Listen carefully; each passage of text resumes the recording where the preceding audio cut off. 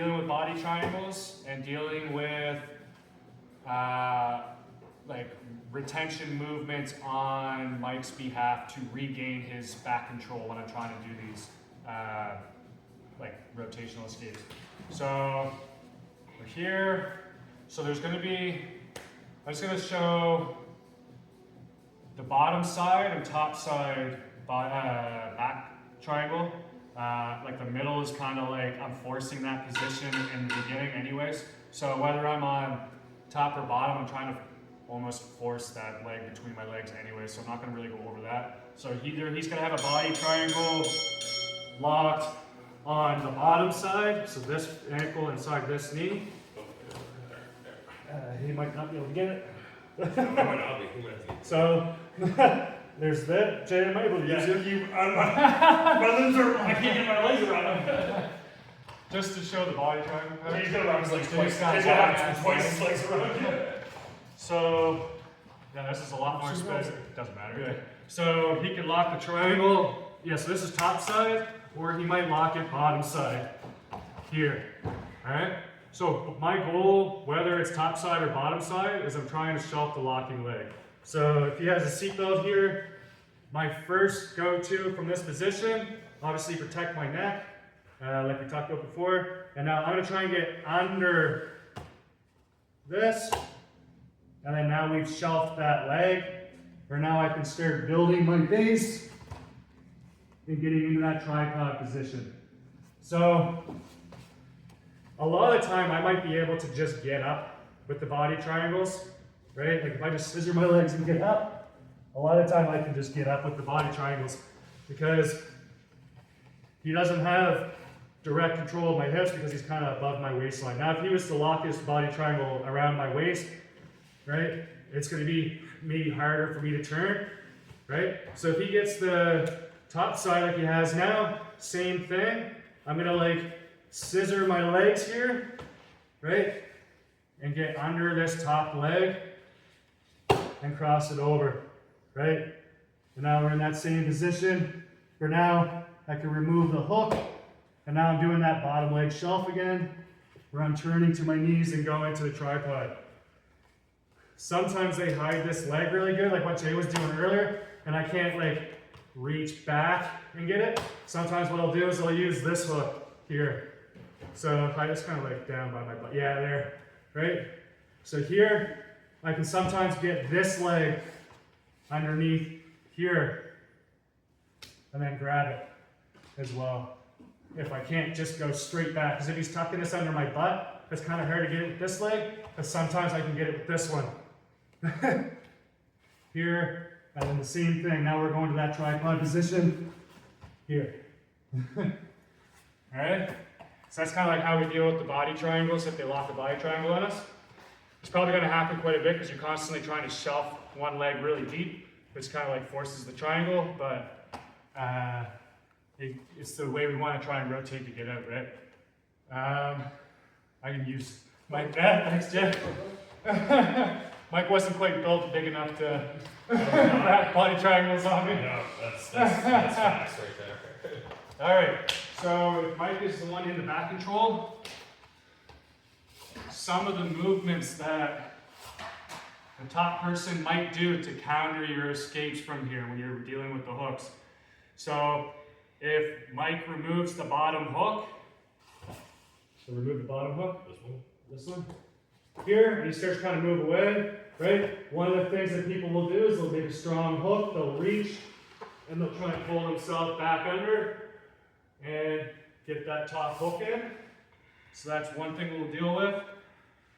And then if he removes the bottom hook again here, and he starts trying to get his back to the mat, one thing the person will do on top is they'll get up to their knee here, right?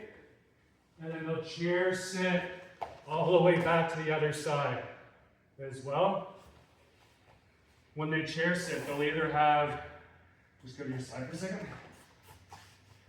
When they chair sit, they'll either have a leg in between the legs, so the top hook, or they'll have that deep hook. Most people prefer this one. We're going to go I counter both. So we're here. During this whole process, obviously, until we start rotating, we have to protect our neck.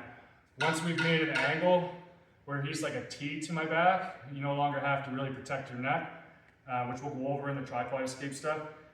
But here, he has the angle to choke me from here. So for now, we're covering the arm.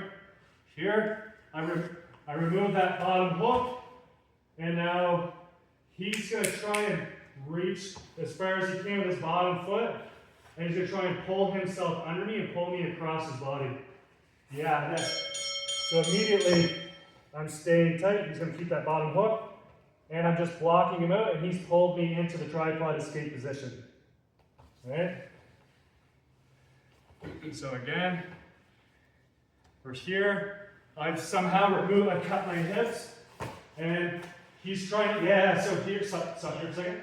So before I know this foot's coming out, I can step my foot right in front of his shin, so now he can't remove that foot and put it in my head.